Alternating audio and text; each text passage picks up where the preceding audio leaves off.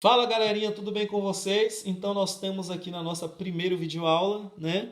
E aí eu gostaria de relembrar com vocês alguns pontos importantes, né, do que nós já vimos em sala de aula, né? Do século XVI ao século XVIII, né? A lavoura da cana-de-açúcar ela vai ser a principal atividade econômica na colônia portuguesa, né, aqui na América.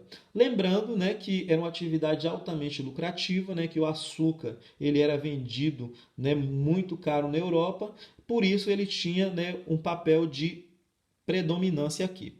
Porém, nós vamos observar que tinha outras atividades econômicas aqui também. Uma delas nós vamos observar que é a pecuária. Então vamos lá. Aqui nós temos algumas características da pecuária. Primeiro ponto, né, a pecuária ela era subsidiária tanto da economia açucareira quanto da economia mineradora. Inicialmente, né, a criação de gado ela vai servir como uma atividade complementar da lavoura da cana-de-açúcar. Por quê? Aí, primeiro ponto, né? O gado ele era fonte de alimento, né, para esses colonos, tanto o leite como a carne. Logo depois nós vamos observar que o animal ele também era utilizado para a tração, né, dos engenhos tipo trapiche e também era utilizado como meio de transporte. E por fim, o couro ele era utilizado na fabricação de cintos, na fabricação de celas, chicotes, entre vários outros utensílios domésticos. A pecuária ela também vai contribuir para o processo de interiorização da colônia. Lembrando que inicialmente o gado ele era criado juntamente, né, juntamente ali nos engenhos de açúcar, né, nos engenhos da cana de açúcar. Só que o gado vai chegar um momento que ele vai se tornar um problema. Por que vai ser um problema? Os rebanhos cresciam, né, de forma acelerada, e com esse crescimento vai fazer com que os rebanhos começassem a disputar espaço com os engenhos de açúcar. E segundo ponto, e outro, né, fator, é que o gado ele acabava comendo a cana, né, que era a matéria-prima para o açúcar. Com isso, a coroa portuguesa ele vai proibir, né, a criação de gado no litoral. Com isso, né, o gado ele passa a ser criado no interior e automaticamente, né, expande o processo de ocupação. Aí, vamos lá. Bom, quais são as características da pecuária do Nordeste? Primeiro, que havia baixa necessidade de capital, porque a mão de obra utilizada não era mão de obra escrava, sim a mão de obra livre. Né? Essa mão de obra livre, né, nem sempre era uma mão de obra assalariada. Né? Normalmente, né, quem era vaqueiro normalmente era um homem branco, né, pobre, né, mestiço ou mameluco, né, não recebia salário e o seu rendimento era de acordo com a reprodução dos animais. E aí nós tínhamos um sistema que era o chamado de quarteado, ou seja, a cada 4 reses, né, que nascia, uma era do vaqueiro. Então, automaticamente, o dono do rebanho não tinha custo financeiro no sentido estrito da palavra, ele não precisava pagar um salário. Era de acordo com que o rebanho ia crescendo, esse vaqueiro ia recebendo, né, ele ia recebendo essas reses como forma de pagamento. Outro ponto importante é que a pecuária nordestina ela era extensiva, né? O gado era criado solto, se alimentando de pastagem natural, ok? Então não havia necessidade de colocar mão de obra escrava, que era uma mão de obra muito cara e também corria o risco desse escravo fugir. Lembrando que o gado ele era criado, né, em locais mais distantes devido à proibição da criação no litoral. Ok, gente? Inclusive, né, quando a criação do gado ela começa a se expandir pelo sertão, né, pelo interior, nós vamos observar que eles vão começar a criar gado, principalmente na margem do Rio São Francisco, que vai passar a ser conhecido como Rio dos Currais, ok? Além da região Nordeste, nós vamos observar que a pecuária ela vai se desenvolver na região Sul também. E aí, quem vai ser os grupos que serão responsáveis por introduzir a pecuária na região Sul? Nós vamos ter um grupo religioso que vai ser conhecido como jesuíta. Né? Lembrando que os jesuítas eles tinham a missão, né, aqui na colônia de evangelizar e catequizar os nativos.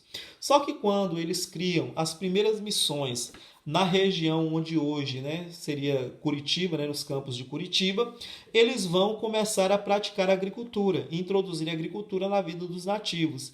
E automaticamente os nativos serão, né, os responsáveis pela pecuária naquela região com auxílio, né, com a supervisão dos jesuítas. E aí nós vamos ter duas missões, né, importantes, que vai ser a missão de Itatim e Guairá. Ok, gente? Então, vamos lá. Aqui eu gostaria que vocês observassem esse mapa aqui que mostra a evolução da ocupação portuguesa aqui na colônia. Aqui nós temos o primeiro mapa que retrata o século XVI e aí basicamente nós temos aqui a ocupação apenas no litoral, né?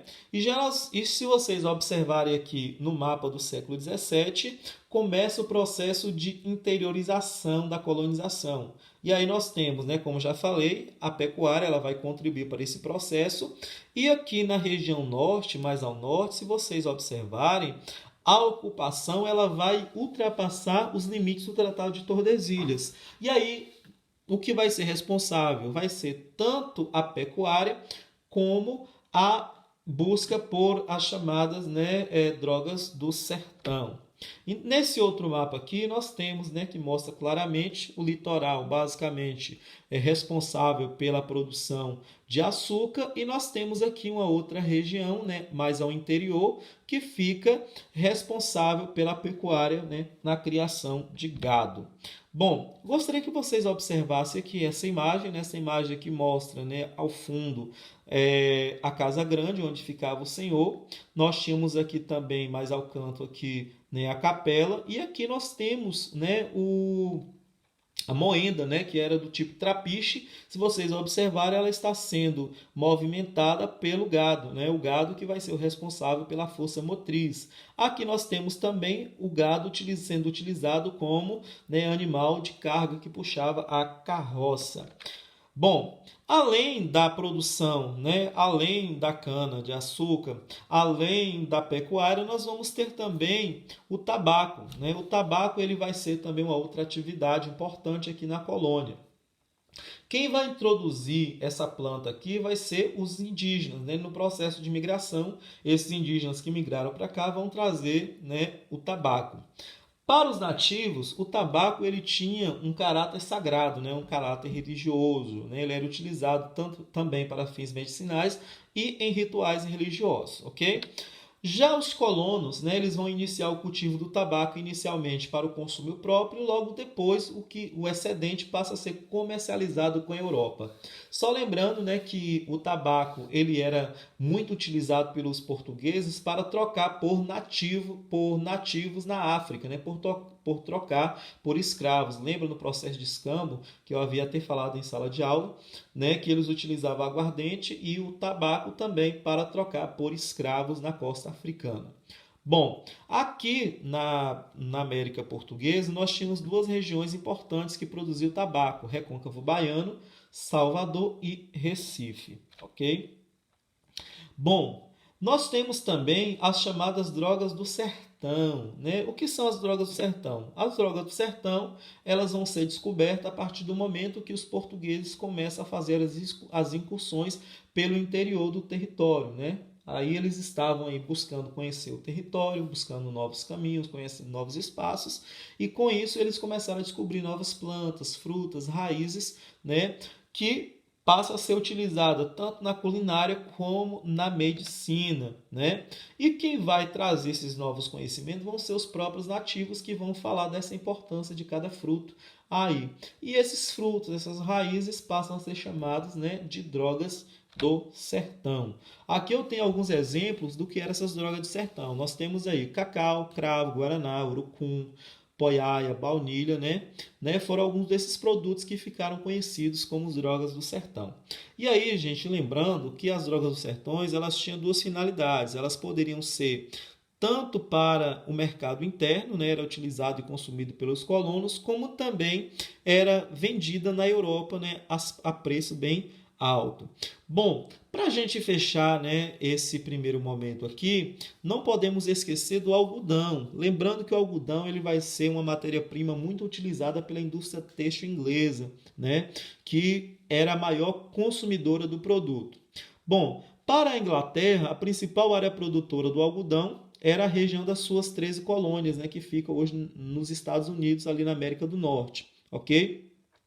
Porém, em virtude, né, da crise, né, da crise ali norte-americana, provocada pela Guerra de Independência, né, dessas 13 colônias, a Inglaterra ela passa a consumir o algodão das colônias brasileiras, né, que passa a ser produzido aqui em grande escala somente a partir do século XVIII. Então é isso, galera, né? Nós temos esse primeiro vídeo, né, essa primeira videoaula, e as dúvidas que vocês tiveram, vocês vão anotar e vão tirar comigo no nosso plantão, no nosso horário da nossa aula, ok?